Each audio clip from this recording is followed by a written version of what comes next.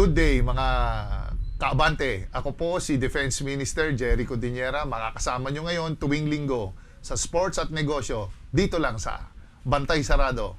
Kaya simulan na natin ang usaping sports sa G na G.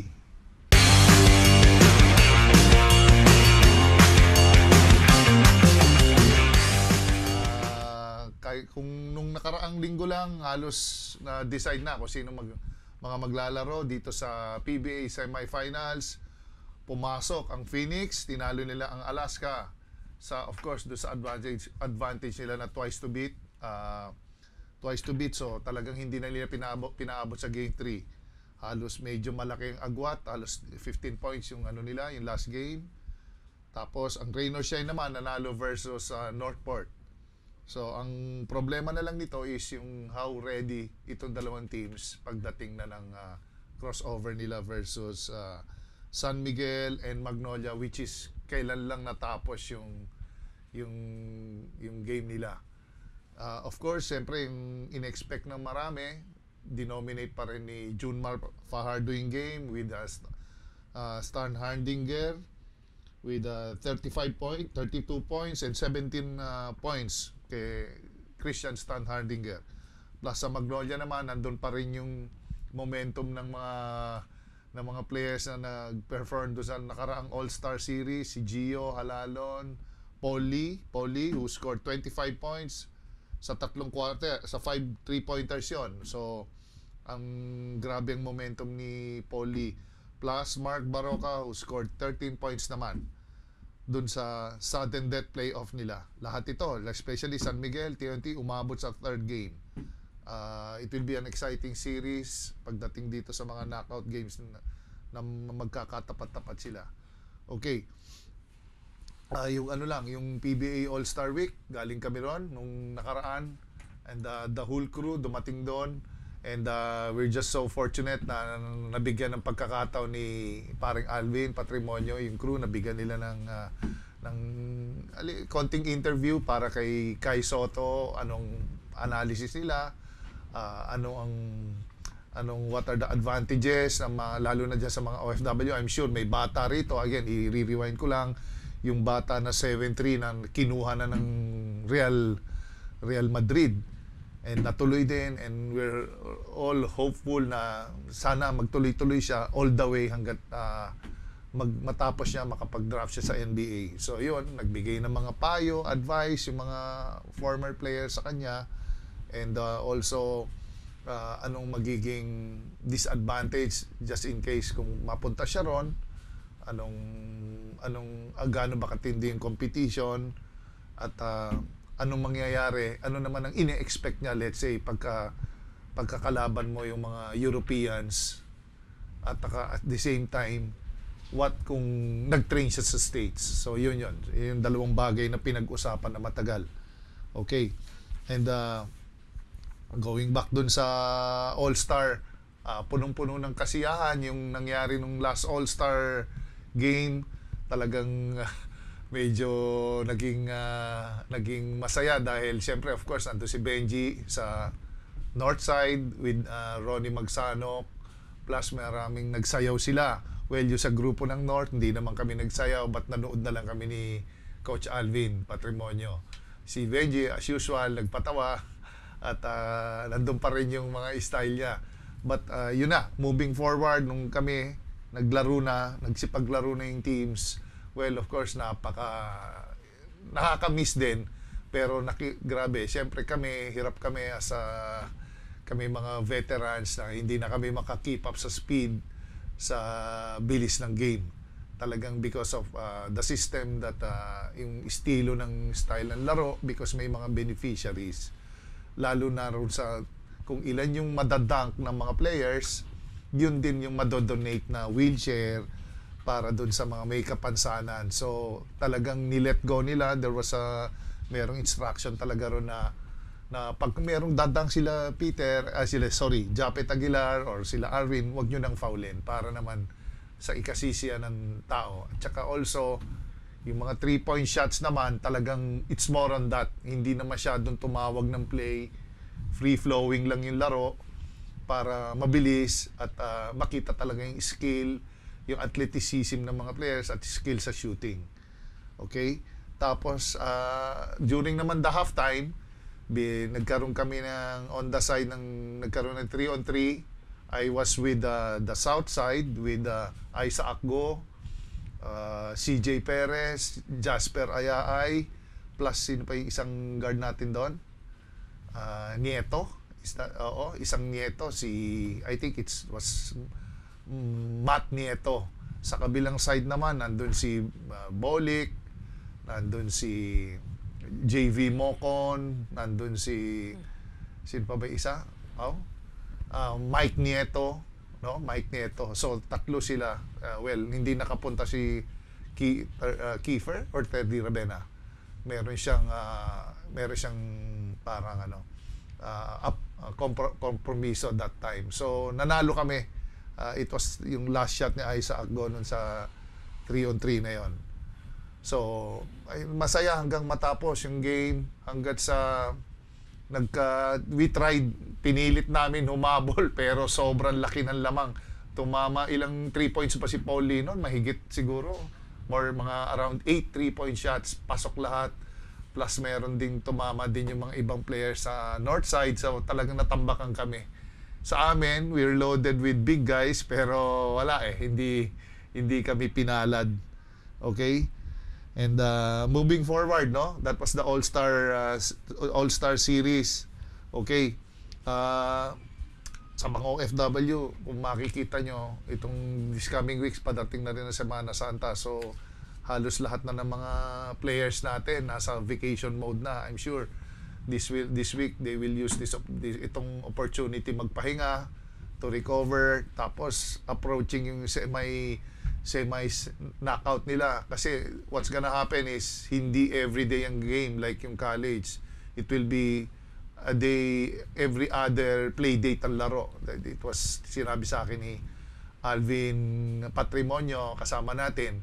Kasi ini-invite ko rin siya sa, nga pala guys, kung mga OFW, mga taga Cebu, pwede nyo ibalita, pupunta ang PBA Legends sa April 16 sa Bantayan Island, Cebu, kay Mayor Joe Esgana. Pupunta kami ron, maglalaro yung PBA Legends dyan. And sinabi sa akin ni Alvin, para hindi ako makakapunta kasi merong game yung Magnolia Hotshots that day. So yun, maraming booking yung mga Legends to play. So hindi siya makakarating doon sa Cebu. Pero sinasabi niya na rin na regards na lang sa mga taga Bantayan Island. Okay. Tapos, yun nga, yung dito sa Holy Week, ito na rin yung time para mag-reflect din yung mga players, mga tao, to rest and also para ma-prepare nila yung sarili nila sa knockout games kasi alam niyo naman sa PBA, it's highly physical pagdating sa ganon. Siguro naman dun sa OFW lastly, no, yung nagkaroon ng problema sa tubig. Swerte nyo na sa yung mga nasa Middle East. I'm sure ang dami yung tubig dyan pero kami inabutan ng ganong problema especially sa Pasig area. Well, buti na lang hindi kayo nagproblema pero hopefully baka this Holy Week bumuti-buti na. Magbabalik ang Bantay Sarado. Umantabay lang sa susunod na pag-uusapan natin ang Konektado.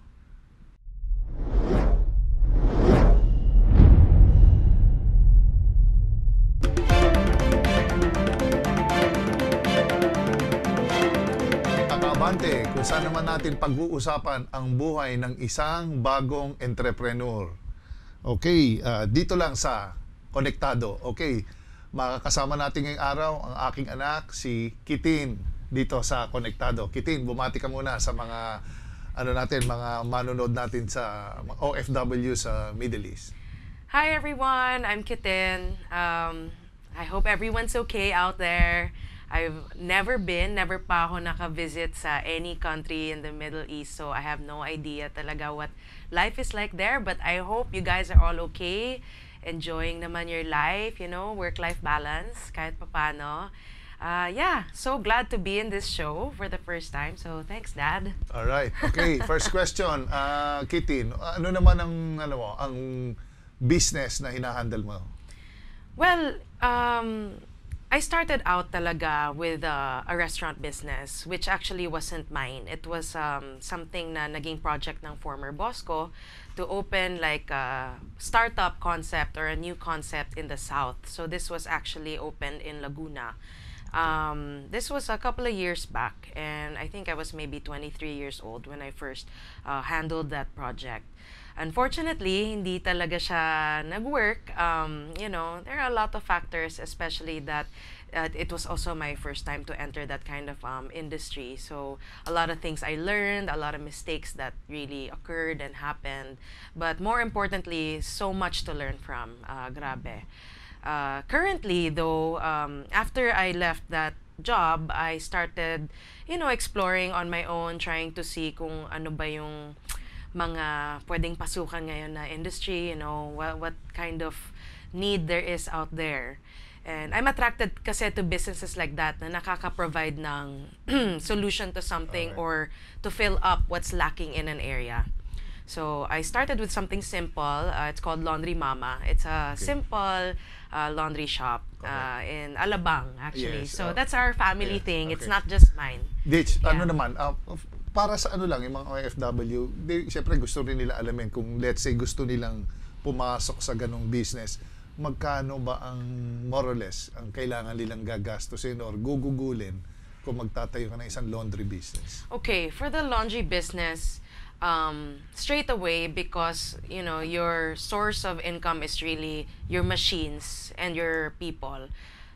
First and foremost, you invest in very good machines. So in my case, I actually used LG machines. So it so happened I have a good friend that works Durable. there. Matibay siya. Okay yung service, tsaka ready na siya, kumbaga parang plug and play na lang, parang pang business na talaga siya. Diretso na. Yeah. Okay. Nandun na rin yung parang coin-operated siya, no? Actually, it's a card-operated na. So, Card-operated. there's such a thing as a beep card now where you can monitor the transactions in each machine. Hindi ka maloloko. You can monitor how good. often it's being used. Okay. But just in addition to that, of course, good machines, most of all though, talagang pinaka-crucial is a location. So as you know, there's a lot, it's so easy to open a laundry shop, but how can you be different from the others? You have to be situated in a place na may need talaga ng ganon. Kasi kung 5 na kayo doon, it's hard to compete already. So, yun, importante yung, syempre yung tinatawag nilang, grabe yung pedestrian, Foot traffic. foot traffic, Yeah. okay. So you want to yun pa. know what kind of residents you have Yes. in the area, ano bang magiging market mo dito, is it A, B, Or C? okay. And of course, every market has different spending capabilities. What are the keys, syempre, doon sa mga nakikinig ngayon, sa mga OFW dyan, sa mga Bantay Sarado? Ano ba ang key sa business ng laundry pagka pinasok mo yon? Saan ba ang pinakabuhay niya? Is it ang rent? Is it mababa ang presyo? Ano bang, what can you advise them? Again, it depends what market you're serving. But if I'm gonna be particularly talking about my market, which is in about like lower B, C kind of arena, definitely location is a big deal. It's accessibility. So these are people that don't necessarily have cars or anything. So commutable, yung nadadaanan, maybe on the way to work or coming from work. For me, actually, malapit ako sa isang school. So yung mga mommies na, okay, hatid na si baby or si kids, daan na siya ng laundry. So, location is still number 1. Number 2, of course, laundry ka. Water. You need to know that you That's the have a life. good water source. supply. Kaya nung recent event na, shucks, oh my gosh, nawala ng water. So, affected din talaga yung business mo. And kung afford mo pa, you have your own water tank or something na alam mong may backup ka kahit papano for your water supply. Okay. Minimal lang sa people actually, sa labor. Yan, ito yung mga, syempre, I'm sure marami magtatanong, magkano? How much? Anong presyo ka pwede mag-start yan? Okay. For a simple business like this, if you're looking at having wash and dry, maybe 5 sets of a wash and dry, kumbaga up and down siya. And let's say, considering your construction, your initial operational expenses, yung mga gamit nyo, easily you'd be able to spend maybe 1.2 to 1.8 million. Some people might think, oh, laki naman yan, but honestly, it's really, the investment is equipment kasi.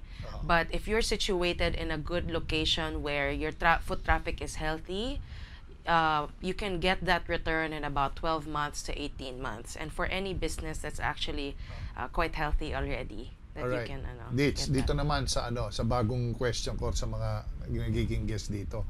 Ano naman meron bang mission and vision yung business nung tinayo mo? Meron siyang, do you have that? Well, if it's okay, I want to segue to the other business I'm actually handling. Yeah. Sige, so sige, the before laundry we go is there. that one. Yeah, no. But to answer this question, more likely I Sige, want we to go think there about... later. Yung muna yung the Sa other laundry business. muna. Okay, sige. So The mission and vision for me, for where I'm located now, it's definitely that I want to offer a service. You know, it's different when you're just putting up a business na para lang makapag-business. Hindi, for me, nakita ko kasi yung need sa area na, you know, imagine you have these hardworking people who day in and day out have to attend to their jobs, attend to their kids. And, you know, laking tulong kasi to have that service na pwede kang magpa-laundry at cheaper rates. Because this is a per load kind of laundry rather than a per kilo kind of laundry. Typically, per kilo is 30 pesos per kilo, 25 pesos per kilo. Here kasi, for every 8 kilo load, it's already a flat rate of 60 pesos. So, napakalaking difference talaga nun versus like magpapa per kilo ka. So, to offer that service na, you know, you save time Yung pagod, yung time na, diba? Tsaka, Ditch, you know, gone are those days na yung kamong uuwi ka pa sa bahay, gagawin mo maglaba lang. Oh my gosh. Well, you know, ito, magbayad ka na lang, magpa-laundry ka na lang, Pak, pagod ka pa, nakapahinga ka pa, come Exactly. Monday, excited ka na naman to work. Ngayon, talagang makita mo ngayon, convenience. Yes, so, yung mga it's tao, really the convenience. nagpapalaba na. And they need this. And also, Ditch, let's take this opportunity na rin. What's the other business pala you're in? Doon sa bagong pinag-uusapan ngayon na beach resort sa Palawan. Guys, nako, pag kayo nagbakasyon sa Pilipinas, huwag kayong sadyain nyo to, hanapan nyo ng paraan para nyo puntahan, makita yung nasa El Nido, Palawan ito, yung Vanilla Beach. Pasyalan nyo yun, guys.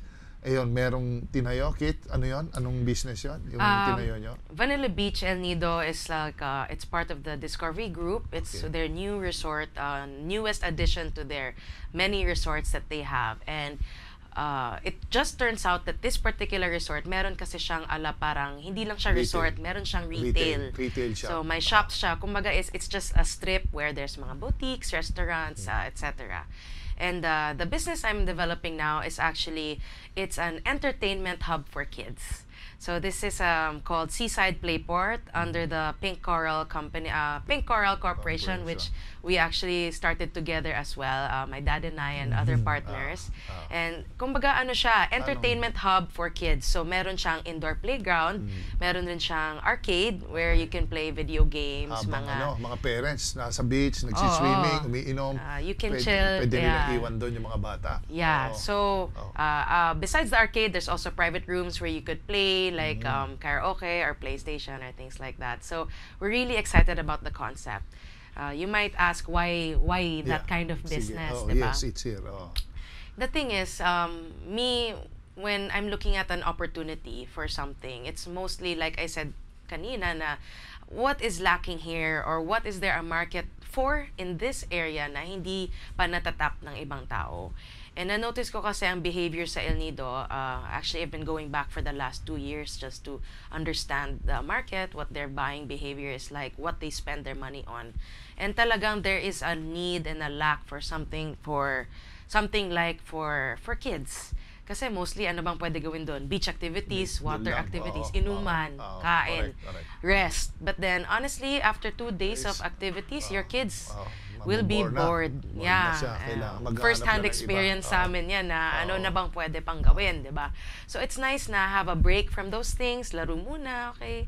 Diyan ka na muna, play para, you know, they can recharge. Kids and teenagers get recharged by playing. Ano naman na makikita nila dito? Let's say, pupunta sila dun sa play area. What do they expect dun sa loob ng Sa concept mismo. Well, Yes. on the far left is actually our indoor playground. Okay. So that's more popular sa mga 3 to 7, 8 years old na kids. So slides, ball pit, trampoline. Maganda. It's may wall climb din kami. Mga So it's hyper that na kind mga of stuff. bata. Oo, mga pang mga younger hyper. kids siya. Sa arcade naman, we have games like The Walking Dead, Transformers. We have Mario Kart, which is racing. Meron kaming Ang dami Tekken, pa. of course. All the stuff na you would wish na meron sa isang arcade, meron kami. Pac-Man, mga ganon. Ito, Ditch naman, paano makakatulong ito? Ito, lahat yung social media ngayon sa business natin. Dito sa Pink Coral Group, dito sa Laundry Mama, anong relevance ng social media ngayon? Oh my gosh, it's a very big factor. Actually, in the history of advertising talaga, the highest paid locations would be where the most attention is. And today, that's your phone. So that's prime location for any advertisement whatsoever. Even if you can just get 2-3 seconds of their time, malaking it's already bagay. such a big deal na Doon lahat naisip ka nila or na, oy, parang napakabili. nakita ko na yun na. Yung parang, napapag-usapan ka na. Like, social media, in other words, is just a new way of saying, this is prime location for advertising. It's really just it. Kaya, crucial siya. Okay. Sa mga employees mo, what do you look for? Ano bang hinahanap mo? Kasi, sure, di ba? Sa hiring Yun natin. ang sila nasa harap nasa frontline sila. So, ano ba mga characteristics na Well, you look for? of course, there's your different designations of what their duties are. So, meron kang more on the managerial side, more on the PR side kasi front desk siya. So depending on your different duties and responsibilities, more than anything, more than skills or kung saan siya nagtapos or anything, I look at attitude. Because in the end of the day, I'm the kind of person that I'd rather hire you for your coachability rather than you're saying you have all these skills pero hindi ka nakikinig. Attitude pa rin. So, attitude pa rin I mean, behavior, at saka kung willing to learn ka, hindi ka parang nagmamarunong. I'd rather you ask questions and learn the part than pretend you know the part. So, that's what matters most. At saka, team player. Kasi alam mo na, syempre, alam mo yung mga nanonood dito, OFW, wala na silang time para, sa dami ng iniisip nila yan. I'm sure, pagka sulat nila agad kung ano yung mga hinahanap sa mga empleyado. Di ba? And also, ano bang goal mo ngayon sa business? Itong mga darating na projects mo. What years are your to come. Short goals, long-term goals mo? Well, maybe I'll talk more about the long term kasi yung short term medyo marami-rami yun. Iba-ibang yun, from the marketing to the training to the but long term most likely, of course, I want it to grow. In the arena of laundry, in the arena of kids entertainment. Gusto kasi namin, that's why it's called Seaside Playport. Kasi gusto namin, yung locations namin are parang islands.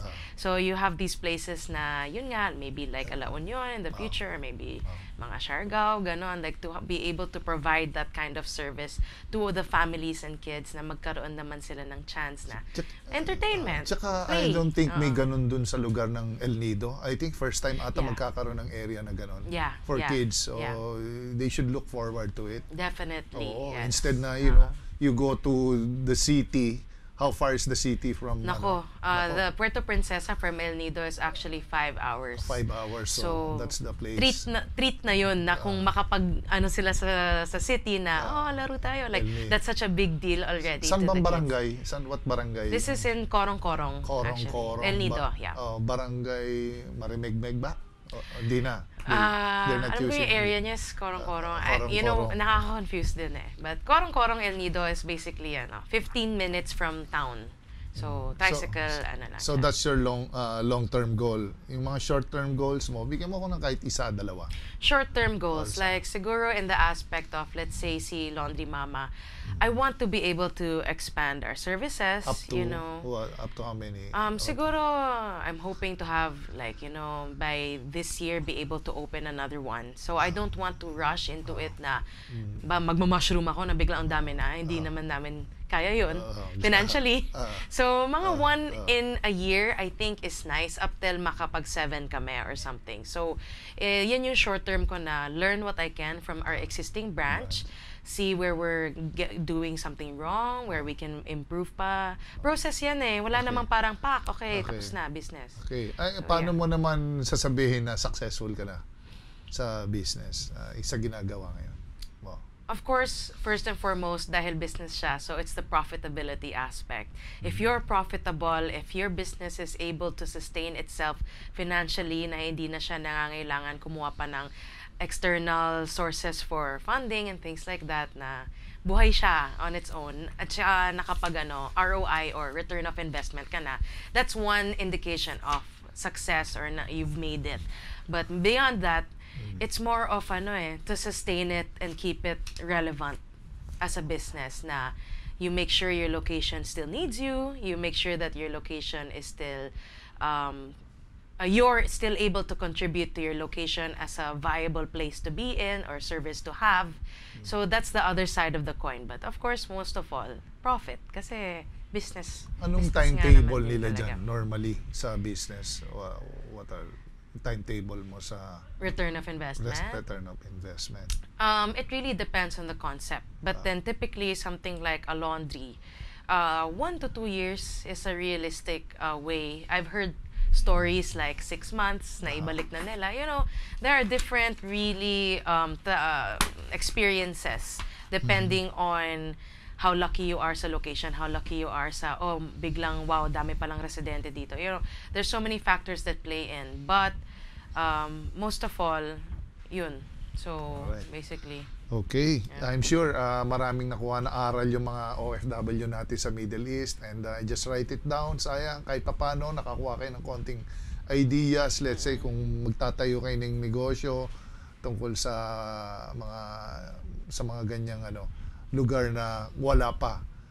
So, yon yung foot traffic, napaka-importante, no? You should know the business. Tapos yung alam niyo yung nature ng business, kung ano yung kulang, syempre of course yung demand, lahat.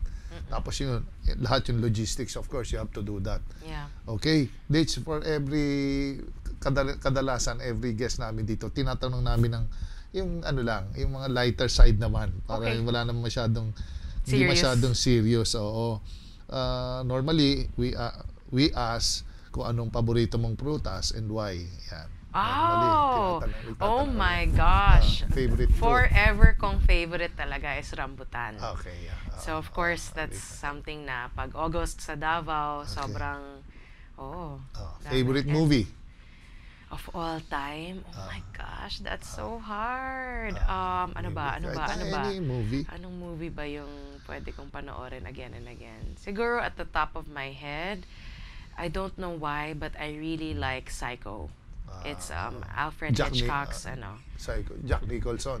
Hindi, The Shining yun. Shining. Okay rin yun. That's really good. But I like Alfred Hitchcock's Psycho, the Psycho. original one. Not the remake. I don't Okay. like the remake. Music. What music do you want? Music, depende sa mood. New But wave? siguro, no, I really like mga, I like indie, alternative. Music. There are days I'm really into mga acoustic lang or, you know, it's hard to say. Depende kasi sa mood. Yeah. Okay. What are your 3 wishes? Let's say, dito, sa business. Any wish? Dito 3 sa wishes. sa business.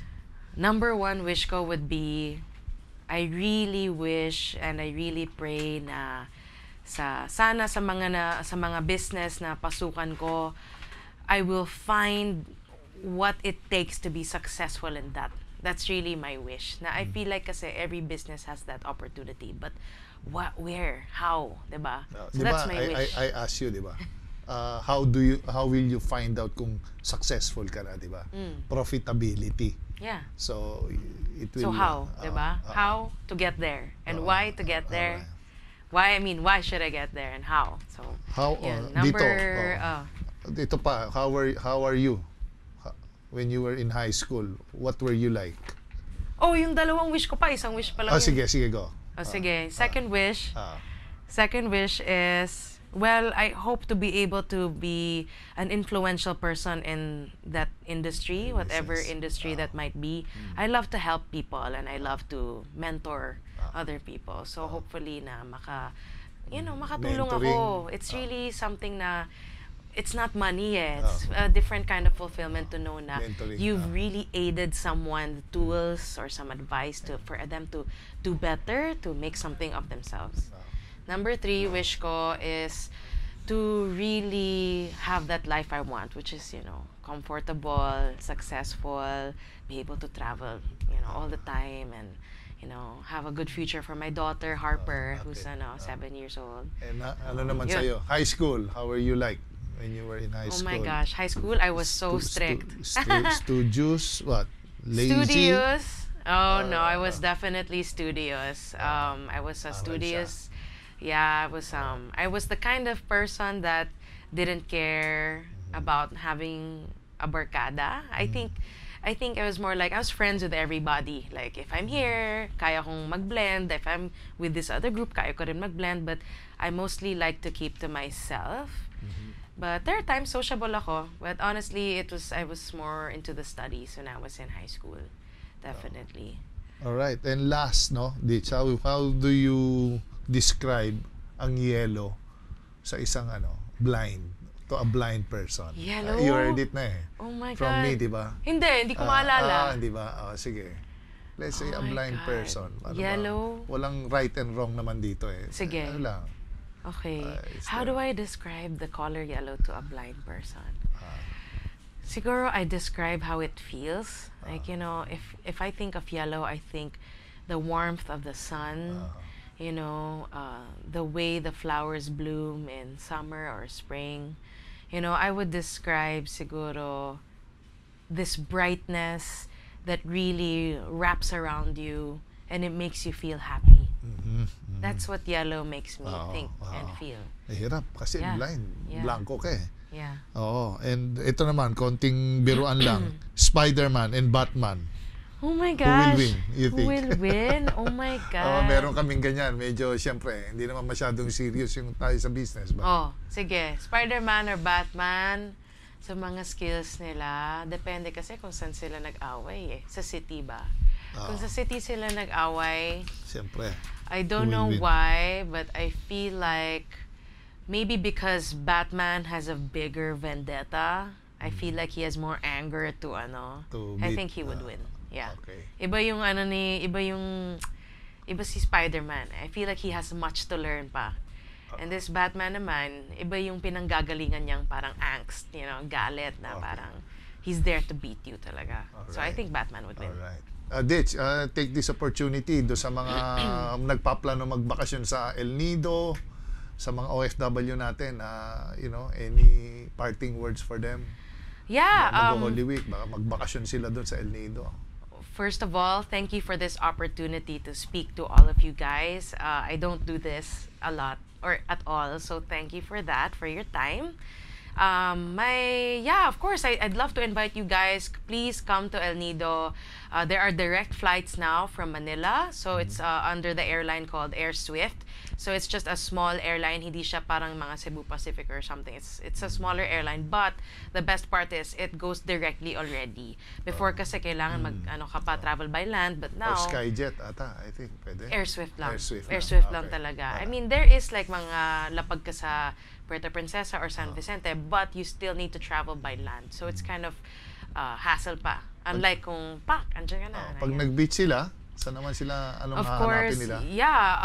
do island hopping, do all the activities. If you're into diving, please dive, snorkel. But sayang. most of all, kung malapit ka lang sa town, please visit Vanilla Beach in Corong-Corong, El Nido. So that's actually from El Nido town, just a 12 to 15-minute tricycle ride. Tricycle kasi yun lang talaga yung way dun eh, unless magmamotor ka. But it's a short trip and it's worth it. We have beautiful sunsets. People go there for sunset ang drinks. dami. Oo. You know, imagine the waves Ang daming dayuhan, crashing. dami mga foreigners din nagpupunta. Ang Yeah. dami. Talagang popular siya sa mga natin, Western visitors.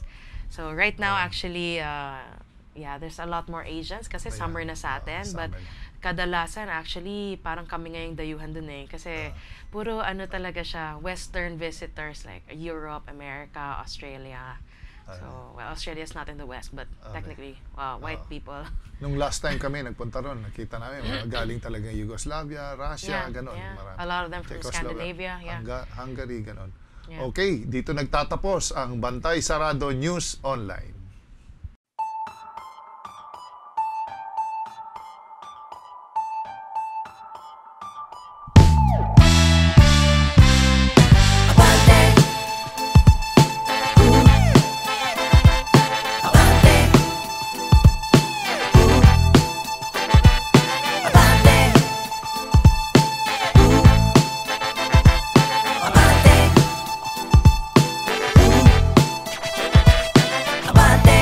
Tayog na ang lipad, tagapaghatid ng makabagong mentalidad. Tagalog ang salita, diaryong dekalidad. Tinaguri ang modernong la solidaridad. Handang sagutin lahat ng katanungan, handang ukatin ang mga natatabunan. Masarap kasama agahan hanggang hapunan, pamamahayag na may pagkamakatarungan. Hindi lang sa pagbabalita kilala, showbiz, chismis, palakasan at iba pa.